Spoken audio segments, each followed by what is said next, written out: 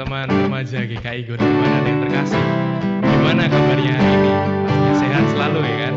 Saat ini kita berjumpa kembali dalam kebaktian awal tahun ajaran 2020. Sungguh alangkah sukacitanya kita bisa kembali berkumpul pada kata tahun ini, walaupun sedang dalam masa pandemi.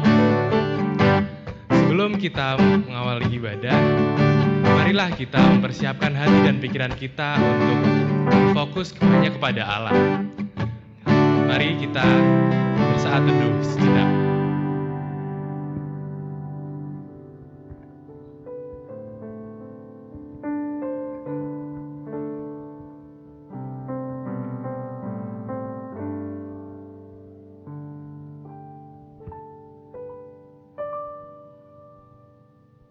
Kita akan nyanyikan dari Gedung Jemaat 60, Hai Makhluk Alam Semesta.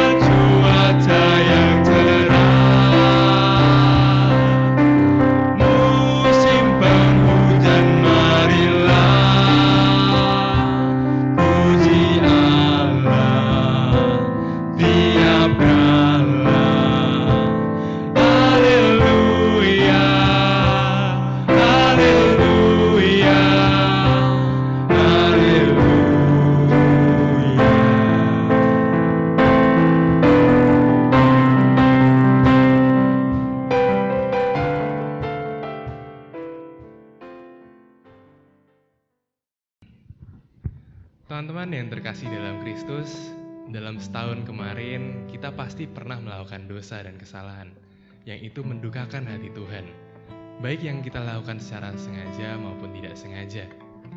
Dalam segala tindak tanduk kita, marilah pada saat ini kita menghadap hadirat Tuhan untuk mengaku segala dosa dan kesalahan kita di hadapannya.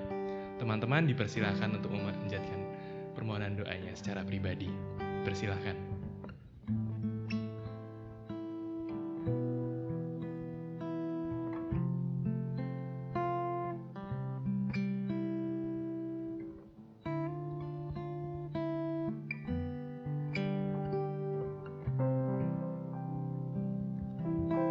Demikian doa kami Tuhan, kami berdoa dan mengucap syukur. Amin.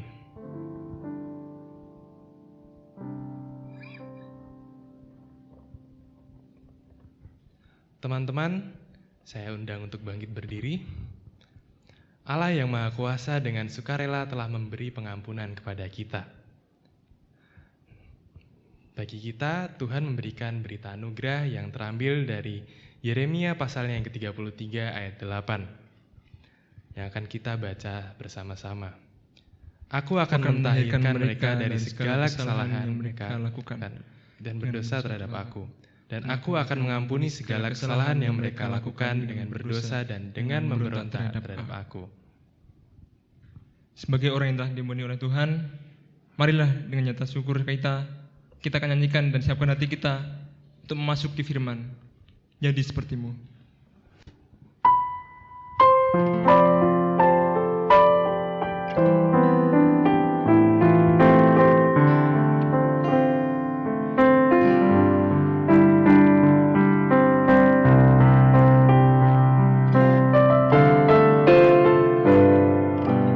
Bapa kau setia, takkan meninggalkan.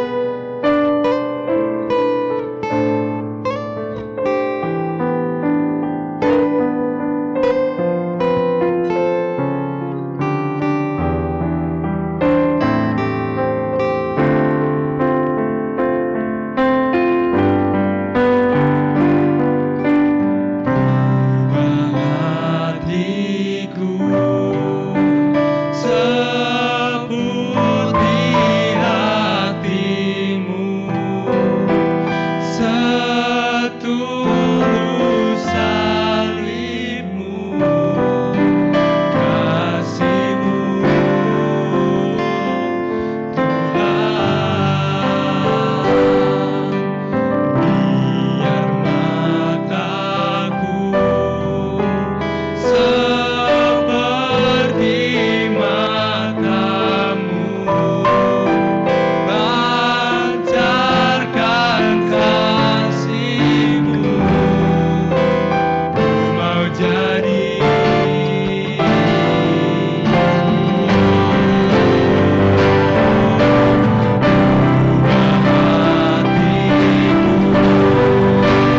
salibmu,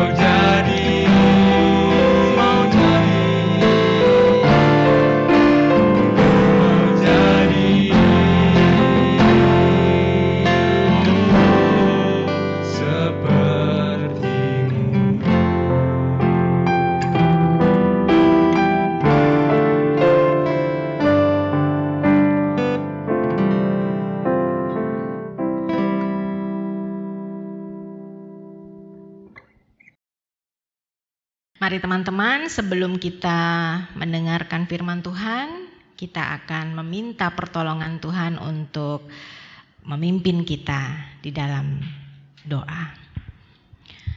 Bapa, di dalam nama Tuhan Yesus Kristus, pada saat ini kami bersama-sama dalam ibadah kata Korem Pagi GKI Ngonomanan. Dan kami bersama-sama ingin belajar lebih dalam lagi tentang firman-Mu. Kami ingin mengerti apa yang menjadi kehendak-Mu dan perintah-Mu bagi kami, yaitu untuk tinggal di dalam Engkau. Bapak, kadang kami tidak mengerti apa yang menjadi kehendak-Mu sehingga kami tidak mengikuti apa yang menjadi perintah-Mu. Tapi hari ini, saat ini Tuhan, buat kami mengerti, berikanlah hikmat dan pengertian-Mu kepada kami sehingga kami dapat memahami apa yang menjadi kehendak-Mu dan kami dapat melaksanakan perintah-Mu. Terima kasih Tuhan Yesus, kami serahkan kegiatan pada malam hari ini. Berbicaralah kepada kami. Kami serahkan kegiatan ini hanya di dalam nama Tuhan kami Yesus Kristus. Kami berdoa. Amin. Shalom teman-teman remaja pemuda GKI Ngonomanan. Gimana kabarnya? Sudah mulai masuk sekolah? Atau masih liburan nih? Adakah di antara teman-teman yang baru masuk sekolah yang baru? Misalnya dari SD ke SMP, SMP ke SMA, SMA masuk kuliah? Kalau ada, gimana rasanya? Seneng gak dapat teman baru, guru baru, dosen baru, dan lingkungan sekolah yang baru? Terus selama pandemi COVID-19 ini masih tetap di rumah atau karena bosen sudah pergi kemana aja nih? Hati-hati kalau keluar rumah tetap melakukan protokol kesehatan yang benar. Dan walaupun masih dalam pandemi COVID-19, tentunya tidak surut semangat kita untuk tetap memuji Tuhan, bersekutu bersama meskipun dilakukan dengan cara online. Nah, hari ini kita akan bersekutu bersama dalam ibadah kata atau kebaktian awal tahun ajaran Korempa GKI Ngonomanan secara online. Baik, tadi dari antara adik-adik atau teman-teman semuanya ada yang masuk ke sekolah yang baru ya. Kalau kita masuk ke sekolah yang baru, kalau saya tanya nih, gimana? Teman-temannya yang baru seperti apa? Atau guru yang baru seperti apa? Belum tahu? Ya, belum tahu karena belum kenal sama teman-temannya. Jangankan kenal, ketemu aja mungkin belum ya, karena masih masa COVID, sekolahnya belum mulai masuk. Nah, beda kalau saya tanya, kalau bapaknya atau bapakmu orangnya seperti apa? Atau ibumu orangnya seperti apa? Tentu teman-teman bisa memberikan gambaran, nek bapakku tuh kayak gini loh orangnya. Ibuku orangnya kayak gini loh, sering marah-marah misalnya, ya. Atau bapakku baik banget loh. Mesti teman-teman bisa memberikan gambaran. Kenapa teman-teman bisa memberikan gambaran tentang bapak, tentang ibu, tentang saudara-saudaranya? Ya, karena teman-teman mengenal bapak dan ibu, mengenal saudaranya. Kenapa bisa mengenal? Karena tinggal bersama. Menjadi satu keluarga, tinggal dalam satu lingkungan yang sama. Dan tidak hanya itu, tentunya ada interaksi atau komunikasi antara kita dengan bapak, kita dengan ibu, ibu dengan bapak, kita dengan saudara-saudara kita. Jadi ada interaksi dan ada komunikasi tentunya di dalamnya. Tidak hanya satu arah, tetapi dua arah. Tidak hanya bapak dan ibu yang ngomong terus ke kita atau menyuruh kita melakukan sesuatu, tapi kita juga berusaha mengenal bapak dan ibu kita. Nah, saudara-saudara, hal ini juga tergambar dari pribadi Allah yang mengasihi manusia. Allah rela menjelma menjadi manusia melalui Yesus Kristus untuk bisa mengenal manusia lebih dalam. Dan tidak hanya itu, terlebih lagi Allah ingin menyelamatkan manusia. Dan tentunya misi kasih dan penyelamatan Allah ini tidak hanya bersifat satu arah saja, melainkan Allah ingin kita juga mengenal Allah lebih dalam lagi. Jadi ada hubungan timbal balik antara Allah dengan manusia. Ada hubungan dua arah, ada interaksi, ada komunikasi di dalamnya. Dan Tuhan menghendaki kita manusia untuk tinggal di dalamnya. Seperti tema kata hari ini, engkau di dalamku, aku di dalammu. Hari ini kita akan diskusi bersama bagaimana caranya kita tinggal di dalam Tuhan dan apa manfaatnya kalau kita tinggal di dalam Tuhan. Mari kita baca bersama-sama firman Tuhan yang menjadi tema ibadah kata hari ini yang terambil dari Yohanes 15. Ayat yang ke-1 sampai dengan yang ke-16. Kita akan baca bersama-sama.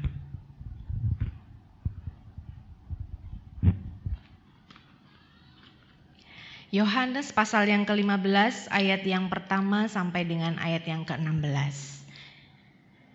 Akulah pokok anggur yang benar dan Bapakulah pengusahanya. Setiap ranting padaku yang tidak berbuah dipotongnya, dan setiap ranting yang berbuah dibersihkannya, supaya ia lebih banyak berbuah. Kamu memang sudah bersih karena firman yang telah kukatakan kepadamu. Tinggallah di dalam aku, dan aku di dalam kamu. Sama seperti ranting tidak dapat berbuah dari dirinya sendiri, kalau ia tidak tinggal pada pokok anggur. Demikian juga kamu tidak berbuah, jikalau kamu tidak tinggal di dalam aku. Akulah pokok anggur dan kamulah ranting-rantingnya. Barang siapa tinggal di dalam aku dan aku di dalam dia, ia berbuah banyak. Sebab di luar aku kamu tidak dapat berbuat apa-apa. Barang siapa tidak tinggal di dalam aku, ia dibuang keluar seperti ranting yang menjadi kering. Kemudian dikumpulkan orang dan dicampakkan ke dalam api lalu dibakar. Jikalau kamu tinggal di dalam aku dan firmanku tinggal di dalam kamu, mintalah apa saja yang kamu kehendaki dan kamu akan menerimanya. Dalam hal inilah Bapakku dipermuliakan, yaitu jika kamu berbuah banyak dan dengan demikian kamu adalah murid-muridku. Seperti Bapa telah mengasihi aku, demikianlah juga aku telah mengasihi kamu. Tinggallah di dalam kasihku itu. Jikalau kamu menuruti perintahku, kamu akan tinggal di dalam kasihku, seperti aku menuruti perintah Bapakku dan tinggal di dalam kasihnya.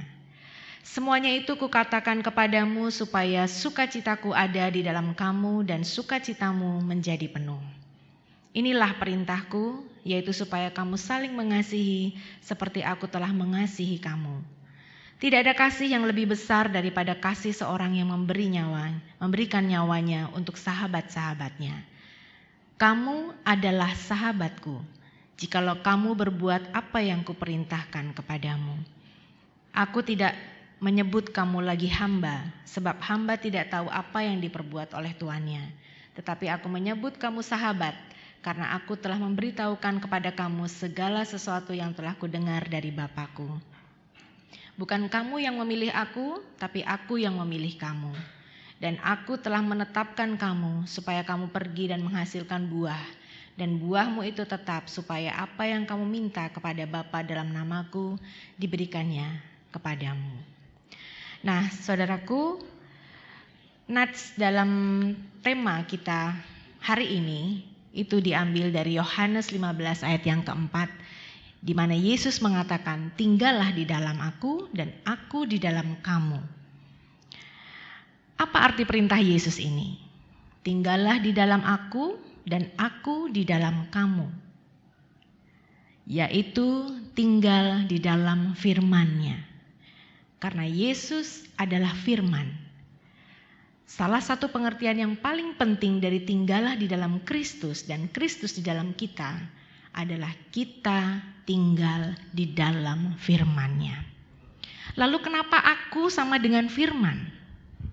Kan tadi katanya tinggallah di dalam aku dan aku di dalam kamu. Tapi perintah Yesus di sini adalah tinggal di dalam firman-Nya. Kenapa aku sama dengan firman? Yuk kita ulas dari Yohanes 1 pasal yang ke-1. Di dalam Yohanes pasal 1 ayat 1 di situ dikatakan, pada mulanya adalah firman. Firman itu bersama-sama dengan Allah dan firman itu adalah Allah. Kita garis bawain ya. Firman sama dengan Allah. Kemudian di ayatnya yang ke-14 masih di Yohanes pasal 1. Firman itu telah menjadi manusia dan diam di antara kita dan kita telah melihat kemuliaannya, yaitu kemuliaan yang diberikan kepadanya sebagai anak tunggal Bapa, penuh kasih karunia dan kebenaran. Firman itu telah menjadi manusia. Kira-kira siapa? Yesus. Oke, kita garis bawahi. Yesus sama dengan firman. Nah, kita kembali pada Yohanes 15 ayat 4 tadi. Yesus mengatakan, tinggallah di dalam aku dan aku di dalam kamu. Berarti aku di sini dalam konteks bacaan Yohanes 15 ayat 4 ini adalah Yesus. Karena dalam konteks bacaan itu Yesus sedang berbicara kepada murid-muridnya. Berarti aku di sini adalah Yesus. Yuk kita tarik garis bawah lagi dari yang pertama tadi. Jadi aku di sini adalah Yesus. Aku sama dengan Yesus. Dan tadi sebelumnya Yesus sama dengan firman. Berarti aku sama dengan Yesus sama dengan firman. Kalau Yesus mengatakan tinggallah di dalam aku, berarti tinggallah di dalam firman-Nya. Dan aku di dalam kamu, berarti firman-Ku ada di dalam kamu. Nah, disinilah titik poinnya. Tinggallah di dalam aku dan aku di dalam kamu, maka Yesus memerintahkan kita harus tinggal di dalam firman-Nya. Arti kata tinggal di sini adalah memiliki hubungan yang dekat, bahkan berlanjut hidup. Jadi ungkapan tinggal di dalam Kristus menggambarkan sebuah hubungan yang dekat, tidak hanya pengenalan dari luarnya saja, tetapi mengenal lebih dalam lagi. Nah, bagaimana kita bisa mengenal lebih dalam lagi tentang Kristus atau Yesus Kristus? Ya kita harus membaca, mempelajari firman-Nya. Karena semua tentang Kristus dan kehendaknya ada di dalam firman-Nya. Lalu apa artinya tinggal di dalam aku? Tinggal di dalam aku berarti melakukan semua firman-Nya. Karena tadi tinggal di dalam aku, kita tinggal di dalam firman-Nya. Berarti kalau kita tinggal di dalam aku berarti melakukan segala firman Tuhan. Seperti yang diperintahkan Yesus tinggal dalam aku berarti apa yang kita pikirkan, apa yang kita kehendaki, hendaknya semua berdasarkan firman Tuhan. Pedoman hidup, pola pikir kita semata-mata didasarkan atas firman Tuhan. Jadi segala keputusan kita tolok ukurnya didasarkan atas firman Tuhan. Di dalam Mazmur 1 ayat yang pertama sampai dengan 2 juga mengatakan, berbahagialah orang yang tidak berjalan menurut nasihat orang fasik, yang tidak berdiri di jalan orang berdosa, dan tidak duduk dalam kumpulan pencemooh. Tetapi kesukaannya ialah Taurat Tuhan, dan yang merenungkan Taurat itu siang dan malam. Oh, luar biasa saudaraku. Ini adalah gambaran orang yang tinggal di dalam Tuhan. Dan firman Tuhan tinggal di dalam dia. Dengan merenungkan Taurat Tuhan siang dan malam itu berarti firman Tuhan sudah menjadi fokus dalam seluruh kehidupannya. Dan dia melihat seluruh aspek hidupnya dari sudut pandang firman Tuhan.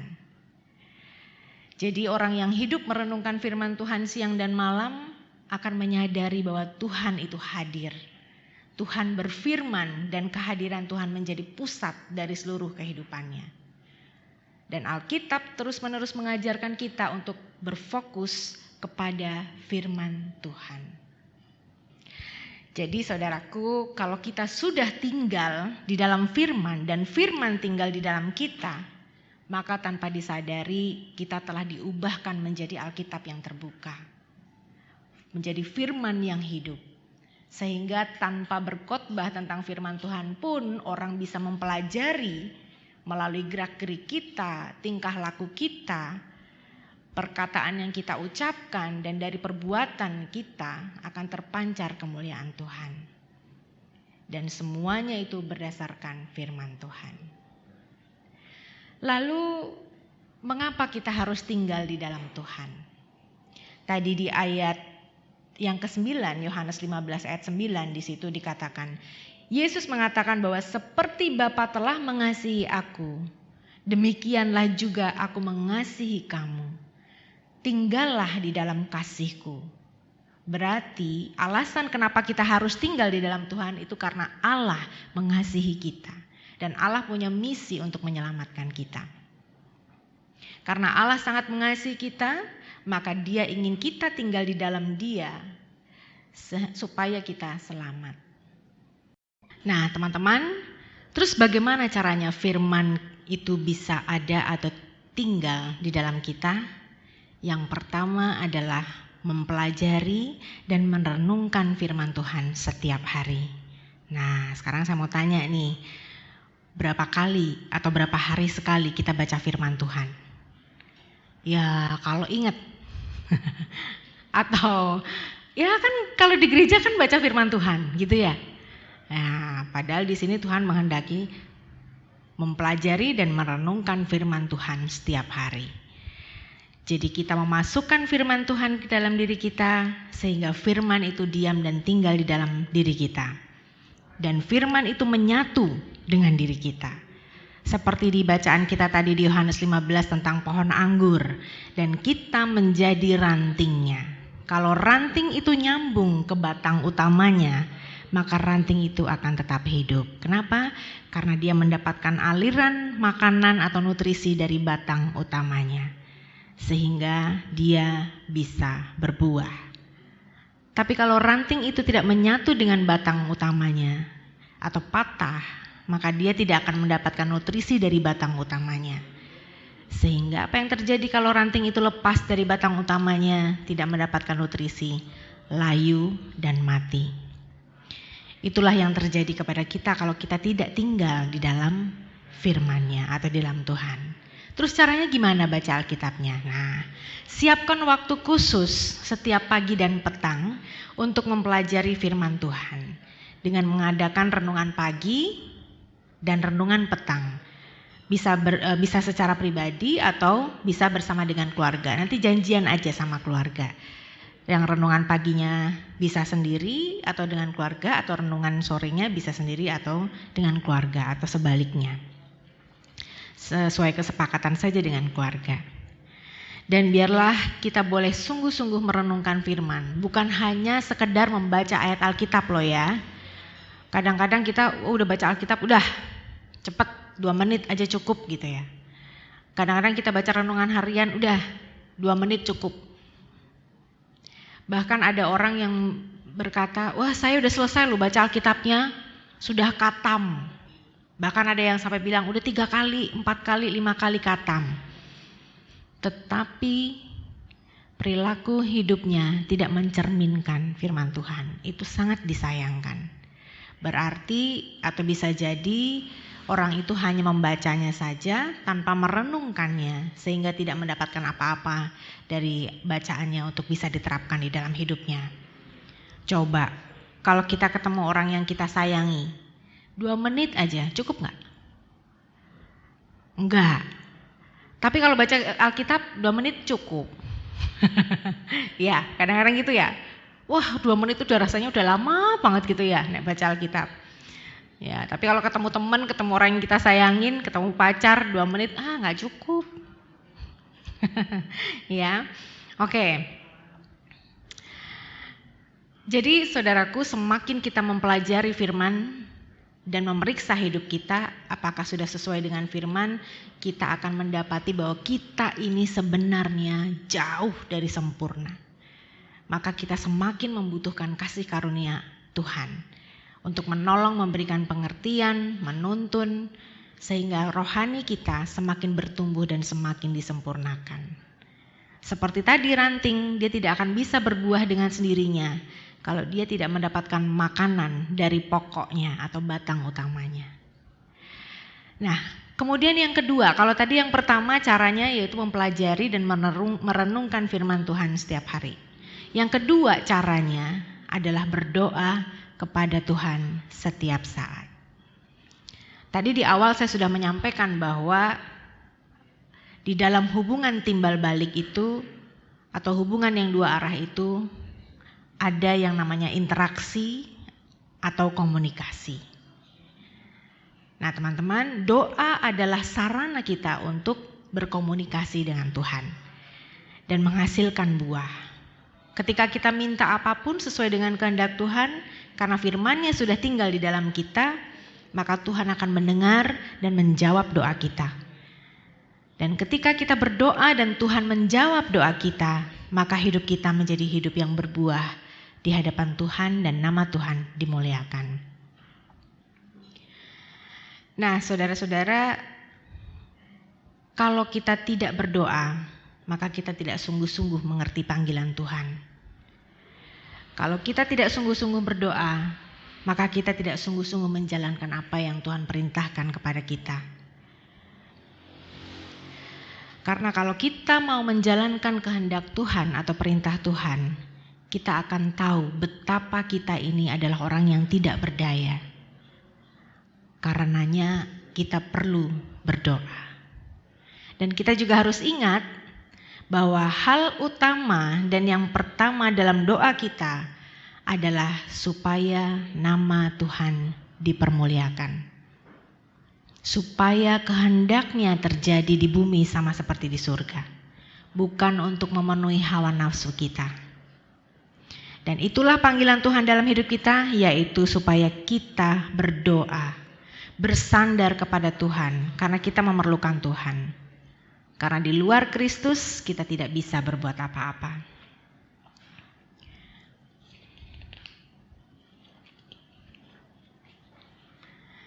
Saudaraku, firman bisa tinggal di dalam hidup kita atau di dalam kita tentu butuh proses. Dan itu tidak sebentar. Baca firman sekali aja udah cukup membuat firman itu tinggal dalam kita? Belum. Ya, jadi butuh proses yang panjang untuk bisa firman itu berada atau tinggal di dalam kita. Kita membaca terus, mempelajari terus, merenungkan terus, dan bahkan bergumul terus dengan firman setiap hari. Semakin kita mengenal Tuhan, maka kita semakin mengerti bahwa sebenarnya doa kita itu dijawab sama Tuhan. Jadi tetapkan waktu untuk berdoa secara pribadi, dan dalam persekutuan doa di gereja juga. Karena semakin firman Tuhan tinggal di dalam kita, semakin doa kita akan dijawab oleh Tuhan. Kita akan melihat pekerjaan Tuhan, dan waktu Tuhan menjawab doa kita, Dia dipermuliakan. Saudaraku, Dia ingin menjawab doa kita. Oleh karena itu, serahkan segala kekhawatiran kita kepadanya. Kita dipanggil untuk berseru kepada Dia. Betapa bodohnya kalau kita itu terus memperjuangkan segala sesuatunya dengan kekuatan sendiri, padahal Tuhan memberikan semuanya kepada kita. Dan biarlah doa tidak hanya terjadi di akhir setelah kita mendapatkan permasalahan, tapi jadikanlah doa itu di awal setiap kita mau melakukan segala sesuatu. Jangan baru kita ada masalah baru, oh Tuhan, kita berdoa, berseru kepada Tuhan.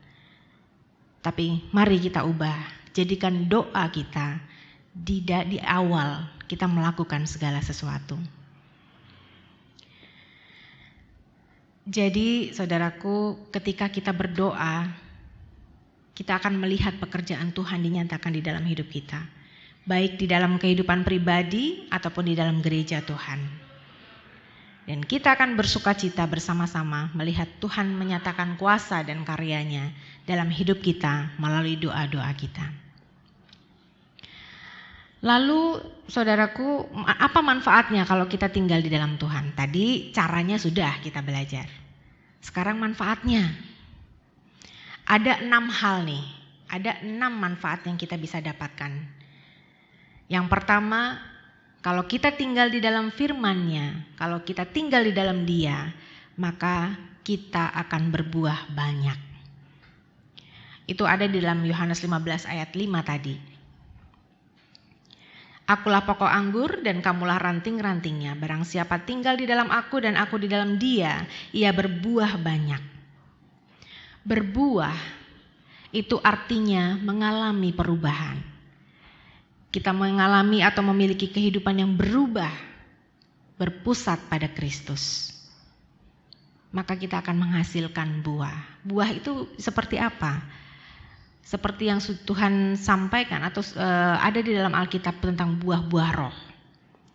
Ada kasih, sukacita, damai sejahtera, kesabaran, kemurahan, kebaikan, kesetiaan, kelemah lembutan, dan penguasaan diri. Itu akan muncul dengan sendirinya apabila kita tinggal di dalam firman-Nya.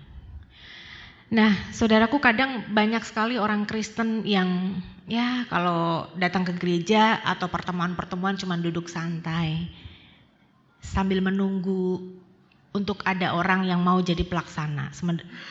Tapi dianya tidak mau jadi pelaksana. Nunggu aja leh. Mereka kan lebih profesional, saya nggak profesional. Saudaraku, untuk bisa tinggal di dalam firman-Nya, Tuhan tidak butuh orang yang profesional. Tuhan tidak butuh orang yang dengan gelar yang tinggi, jabatan yang tinggi. Dan untuk bisa tinggal di dalam firman-Nya tidak harus sekolah seminari. Ya. Jadi kalau kita ingat murid-murid Tuhan Yesus tuh, sebagian besar mereka adalah nelayan. Bukan profesional. Bisanya cuma nangkep ikan, tapi Tuhan pakai orang-orang seperti itu. Nah, kalau kita mau tinggal di dalam firman-Nya, siapapun kita, gak lihat, gak pandang gelar, gak pandang apapun, Tuhan pasti akan pakai kita. Jadi saudaraku, sekali lagi kalau kita mau tinggal di dalam firman-Nya, maka kita akan berbuah banyak. Yang kedua, kalau kita mau tinggal di dalam firman-Nya, apa saja yang diperbuatnya berhasil. Tuhan berikan kemudahan-kemudahan kepada kita. Kenapa? Karena kita berada, bersatu, tinggal di dalam firman Tuhan. Itu ada di dalam Mazmur 1 ayat 1-3. Bahwa Tuhan akan memberikan apa yang diperbuatnya berhasil. Apa saja yang diperbuatnya berhasil. Ini adalah gambaran orang yang tinggal di dalam Tuhan. Dan firman Tuhan tinggal di dalamnya. Kemudian yang ketiga, berperilaku benar dan bersih. Kalau kita mau tinggal di dalam firman-Nya. Di dalam Mazmur 119 ayat 9 berkata, dengan apakah orang muda mempertahankan kelakuannya bersih? dengan menjaganya sesuai dengan firman-Mu. Karena firman Tuhan adalah pelita setiap langkah hidup kita. Seperti dalam Mazmur 119 ayat 105 berkata, firman-Mu pelita bagi kakiku dan terang bagi jalanku. Saudaraku, firman Tuhan membentuk kita dan mempengaruhi cara berpikir kita. Firman Tuhan hadir di dalam keluarga kita, memimpin waktu kita sekolah ataupun kerja. Firman Tuhan memimpin kita dalam memakai waktu luang kita, menerangi bagaimana kita memakai uang kita. Firman Tuhan hadir dalam setiap relasi kita, bahkan relasi pacaran yang benar. Dan firman Tuhan mewarnai seluruh aspek dari kehidupan kita. Itulah artinya kalau kita hidup di dalam Kristus, firman Kristus tinggal di dalam kita. Kita akan berperilaku bersih dan benar. Yang keempat, manfaat yang kita dapat. Kalau kita tinggal di dalam firman-Nya, Tuhan akan memberikan apa yang kita minta. Di dalam Yohanes 15 ayat 7, Yesus mengatakan, "Jikalau kamu tinggal di dalam aku dan firman-Ku tinggal di dalam kamu, maka mintalah apa saja yang kamu kehendaki dan kamu akan menerimanya." Hal ini menunjukkan bahwa jika kita tinggal di dalam Kristus dan firman-Nya tinggal di dalam kita, maka Tuhan akan memberikan apa yang kita minta. Luar biasa sekali, saudaraku. Kemudian yang kelima, manfaatnya apa? Kalau kita tinggal di dalam firman-Nya, Tuhan memberikan sukacita penuh dalam hidup kita. Di dalam Yohanes 15 ayat 11 Yesus mengatakan, "Semuanya itu kukatakan kepadamu supaya sukacitaku ada di dalam kamu dan sukacitamu menjadi penuh." Tuhan akan memberikan sukacita dalam setiap kehidupan kita. Karena apa? Karena kita berada di dalam firman-Nya. Kalau kita tinggal di dalam firman-Nya, berarti kita berada bersama-sama dengan Dia. Yang keenam, apa manfaatnya? Derajat kita akan diangkat lebih tinggi jika kita tinggal di dalam firman-Nya atau di dalam Tuhan. Dalam Yohanes 15 ayat 13 sampai 15. Di situ Tuhan menyebut kita sahabat. Ya.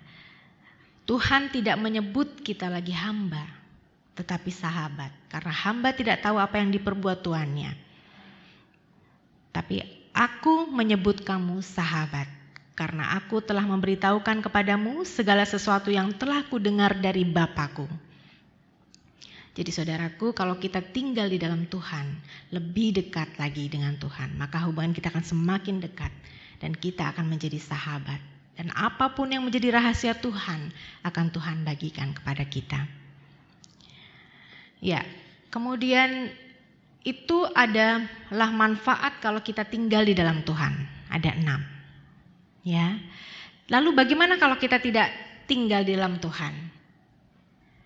Itu jelas sekali tadi dalam firman Tuhan Yohanes 15 ayat 4 sampai dengan 5. Kalau kita tidak tinggal di dalam Tuhan, apa yang terjadi? Yang pertama, kita tidak bisa berbuat apa-apa. Tuhan menggambarkan kita dengan ranting tadi. Kalau ranting itu lepas, maka ranting itu tidak akan mendapatkan nutrisi, tidak akan mendapatkan makanan, dan dia akan layu mati. Tidak bisa berbuat apa-apa. Di luar Kristus kita tidak bisa berbuat apa-apa. Yang ada adalah layu dan kemudian mati. Yohanes 15 ayat 2 itu dikatakan setiap ranting yang tidak berbuah pun akan dipotongnya. Kalau sudah dipotong, lepas, mati. Ranting yang kering akan dibuang, dikumpulkan, dicampakkan, dan dibakar. Mati juga. Sudah jelas sekali saudaraku bahwa kalau kita hidup di luar Tuhan, di luar firman-Nya, yang ada adalah kita tidak bisa berbuat apa-apa, tidak berbuah, dan akan mati. Nah teman-teman, J.E. Carson di dalam bukunya A Call to Spiritual Reformation mengatakan ada satu kalimat di sini yang dikatakan bahwa apa sih sebenarnya kebutuhan yang paling urgent di gereja barat-barat saat ini? Gitu. Apakah itu tentang kesucian di dalam berpacaran? Apakah itu kemurahan hati dalam menolong orang miskin? Apakah itu penginjilan? Apakah itu pertumbuhan gereja? Dia mengatakan semua itu dibutuhkan oleh gereja. Tetapi ada satu kebutuhan yang paling urgent yang menjadi akar permasalahan semuanya itu, yaitu kebutuhan akan pengenalan Allah lebih dalam. Dan sarana utama untuk mengenal Dia dengan lebih dalam adalah firman Tuhan. Tadi di awal tadi sudah saya sampaikan bahwa segala sesuatu yang berkaitan dengan Kristus, siapa Kristus, apa yang sudah dikerjakan, apa saja karyanya, semua ada di dalam firman Tuhan.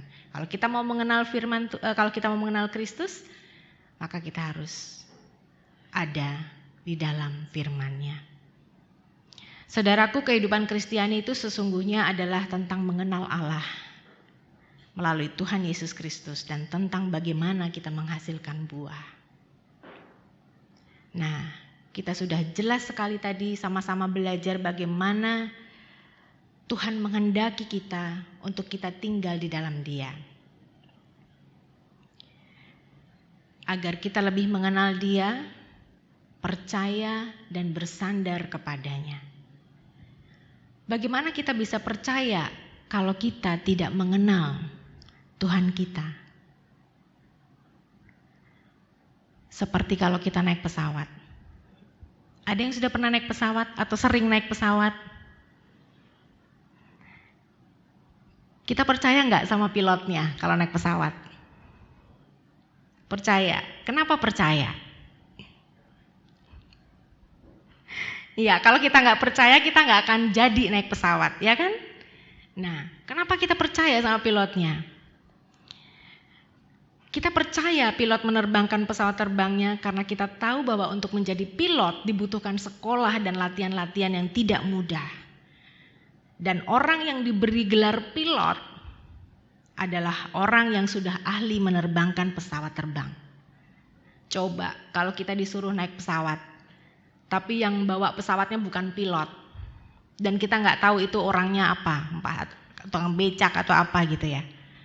Kira-kira kita mau nggak naik pesawat? Nggak mau kan ya? Nah, nggak percaya. Nah, begitu juga dengan Tuhan kita, saudaraku. Jika di antara kita masih ada yang meragukan atau belum percaya sepenuhnya dengan Tuhan, itu berarti Tuhan belum ada atau belum tinggal di dalam kita. Karena kita belum mengenal Tuhan lebih dalam. Dan bagaimana kita bisa mengenal Tuhan lebih dalam? Yaitu dengan mempelajari, merenungkan firman Tuhan, dan berdoa sebagai sarana komunikasi dengan Tuhan. Berdoa secara pribadi maupun melalui persekutuan doa di gereja. Nah, saudaraku, mari saya ajak semua remaja pemuda GKI Ngunomanan untuk melakukan apa yang menjadi kehendak Tuhan. Ingat, ini yang menjadi kehendak Tuhan loh ya. Ini perintah Tuhan loh ya. Yaitu kita tinggal di dalam Tuhan. Tinggal di dalam Tuhan berarti kita tinggal di dalam firman-Nya. Biarkan Tuhan masuk di dalam hidup kita dan tinggal bersama dengan kita. Dan kita tinggal di dalam firman-Nya. Sehingga kita memiliki kehidupan yang penuh sukacita, diberkati dan memberkati. Amin. Mari teman-teman kita masuk dalam doa syafaat. Bapa, di dalam nama Tuhan Yesus Kristus, kami mengucap syukur pada hari ini karena Engkau telah menyertai kami dalam kegiatan ibadah kata hari ini. Kami bersyukur Tuhan memiliki Allah yang luar biasa, yang tetap terus bersama-sama dengan kami, tinggal bersama dengan kami, sehingga kami sampai dengan saat ini masih tetap bisa melaksanakan setiap aktivitas dan kegiatan kami, terutama pelayanan kami di gereja-Mu. Dan kami memohon ampun Tuhan jika di dalam kegiatan pada kali ini atau saat ini Tuhan, banyak kesalahan dan dosa yang telah kami perbuat, dan terutama juga kesalahan dan dosa yang telah kami perbuat dalam kehidupan kami hari lepas hari. Kiranya Engkau mau ampuni kami Tuhan. Pada hari ini Tuhan, kami membawa remaja pemuda GKI Ngonomanan ke dalam tangan-Mu. Kiranya Bapak juga mau menyertai dalam setiap langkah kehidupan mereka, dalam setiap studi mereka, dalam setiap kehidupan keluarga mereka, dalam setiap kehidupan bergereja mereka dan pelayanan mereka. Kami percaya bahwa Engkau tidak akan meninggalkan mereka. Engkau tetap berada bersama dengan mereka. Dan ingatkan selalu kepada kami Tuhan bahwa Engkau menghendaki kami untuk selalu tinggal di dalam Engkau, terutama di dalam firman-Mu. Dan biarlah kami melakukan itu apa yang menjadi perintah-Mu bagi kami, yaitu tinggal di dalam Engkau. Tinggal di dalam Engkau berarti tinggal di dalam firman-Mu. Ada banyak sekali yang telah kami perbuat Tuhan, khususnya remaja pemuda GKI Ngonomanan. Pada masa-masa muda ini, pada masa-masa di mana kami mencari jati diri kami, kadang-kadang kami terlepas daripada-Mu. Tapi kami yakin bahwa Engkau akan selalu mengingatkan kami untuk tetap terus terhubung dengan Engkau Tuhan. Menjadi ranting-ranting-Mu yang akan terus Kau berikan makanan, nutrisi sehingga kami dapat berbuah. Remaja pemuda GKI Ngonomanan dapat berbuah banyak dan bertumbuh, terutama atau terkhusus di gereja-Mu. Dan pada saat ini Tuhan memasuki tahun ajaran baru, sekolah kami, kuliah kami serahkan kepadamu. Kami percaya bahwa Kau juga tidak akan meninggalkan setiap kegiatan sekolah kami atau perkuliahan kami. Buatlah kami menjadi kitab-Mu yang terbuka Tuhan, supaya mereka yang melihat firman itu hidup di dalam kami remaja pemuda GKI Ngonomanan Tuhan. Tidak hanya di dalam lingkungan gereja kami, tapi nanti di dalam lingkungan sekolah kami, di dalam lingkungan keluarga kami, di dalam lingkungan masyarakat sekitar kami Tuhan. Dan kami juga berdoa pada masa-masa COVID saat ini, Tuhan tetap berikan kesehatan dan kekuatan bagi tubuh jasmani kami, sehingga kami dapat terhindar dari sakit penyakit khususnya COVID-19 ini Tuhan. Dan kami dapat tetap terus beraktivitas dan melayani Engkau di gereja-Mu. Bapa, kami membawa juga persekutuan Komisi Remaja Pemuda GKI Ngonomanan yang sampai dengan saat ini masih berjalan, namun remaja pemuda yang mengikutinya sudah semakin berkurang, entah itu pengaruh dari COVID ataupun kegiatan yang lain. Tuhan, kiranya Bapak mau sapa mereka, Bapak mau panggil mereka, supaya mereka bisa bersama-sama dengan kami untuk bersekutu, memuji dan memuliakan nama-Mu melalui persekutuan Komisi Remaja Pemuda GKI Ngonomanan. Tuhan, tadi di dalam firman yang sudah dibagikan kepada kami bahwa Kau menginginkan kami untuk tinggal di dalam firman-Mu dengan cara mempelajari dan merenungkan firman-Mu serta berdoa. Berdoa dilakukan secara pribadi maupun dengan persekutuan doa di gereja. Dan itu yang akan kami laksanakan Tuhan, dan kami sudah laksanakan itu. Dan kiranya dengan apa yang sudah kami dengar, apa yang sudah kami baca saat ini, dapat menggugah kerinduan kami untuk datang persekutuan doa bersama-sama remaja pemuda GKI Ngonomanan. Karena kami percaya 2 atau 3 orang berkumpul, maka Engkau akan hadir di tengah-tengah kami. Sehingga kami dapat merasakan kehadiran-Mu Tuhan, walaupun melalui persekutuan doa yang saat ini masih kami laksanakan secara online. Bapa, di kesempatan kali ini ibadah kata, kami juga akan memberikan persembahan untuk gereja-Mu. Kiranya Bapa mau berkati dan kuduskan persembahan ini Tuhan. Kiranya semua persembahan yang kami persembahkan hanya untuk kemuliaan nama-Mu saja. Berkati pengurus gereja, majelis yang mengelola keuangan ini Tuhan. Dan Tuhan, jika sebentar lagi ibadah ini akan usai, kami akan kembali pada aktivitas kami masing-masing. Biarlah kami tetap tinggal di dalam Engkau dalam kehidupan kami sehari lepas sehari Tuhan. Karena relasi atau hubungan kami dengan Engkau tidak berhenti hanya sampai persekutuan kata ini, Tapi dalam kehidupan selanjutnya kami akan tetap terus tinggal bersama dengan Engkau, tinggal di dalam firman-Mu, di dalam kehidupan kami sehari-hari. Terima kasih Tuhan Yesus, kami serahkan doa syafaat ini hanya di dalam nama Putra-Mu yang tunggal Tuhan Yesus Kristus, Juru Selamat kami yang hidup. Amin. Teman-teman, ibadah kita hari ini telah usai. Namun ibadah kita yang sejati akan terus berlangsung dalam kehidupan kita sehari-hari. Mari teman-teman, kita sebagai remaja pemuda Kristen melakukan apa yang telah menjadi kehendak Allah, yaitu tinggal di dalam Tuhan. Tinggal di dalam Tuhan berarti tinggal di dalam firman-Nya. Mari teman-teman, dengan bangkit berdiri kita menyanyikan lagu dari KJ 356, Tinggallah dalam Yesus.